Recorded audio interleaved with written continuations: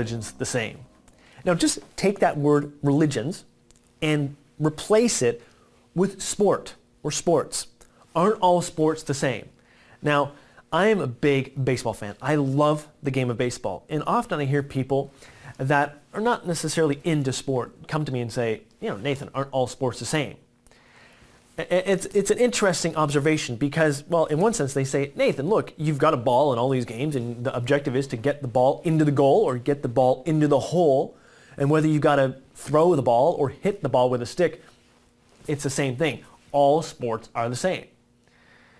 But when you actually talk to athletes, certain athletes who are actually affiliated or involved in these different sports, they find that insulting because there actually are differences. Take the game of cricket and baseball for a moment here. Now, I am a Canadian. I lived in England for a few years. And I remember when I moved to England, many of my friends here in Canada would say, Nathan, hey, you should definitely get involved in cricket because if you're good at baseball, the same would apply there. You'd be an amazing cricket player. But although it's played on a field and there's a ball and people are hitting this ball with a stick, there are big differences. The ball, yes, there's a ball, but the ball in cricket is different to the one that is played in baseball. Yes, there's the man who throws the ball, but even the title there, in baseball, it's called pitcher. In cricket, it's called a bowler. There are fundamental differences. Even the game structure, the terms, there are many differences. Now, let's turn to religion here for a moment. One of my colleagues, Os Guinness, says, there are differences, and the differences make a difference. In religion, yes, maybe on the surface there are similarities, but fundamentally, when we actually do some digging, there are differences. Let me just take two here for a moment. Christianity and Islam.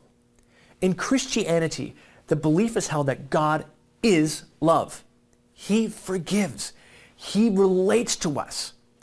We have the story of a God who actually sends his son in, God, human flesh, Jesus Christ, in our space and time, first century Palestine, to relate to us. You compare that idea, that fundamental belief in Christianity to Islam, and that is blasphemous. This idea that God would relate to us, that is a no-go zone. We do not talk about that in Islam, nor do we talk about God forgiving us or God who is love. That is blasphemy. Now, the idea here is not to sort of say, hey, so here we have a comprehensive idea of both Christianity and Islam. No, that's not it. But it is to say that, again, there are differences, and the differences make a difference.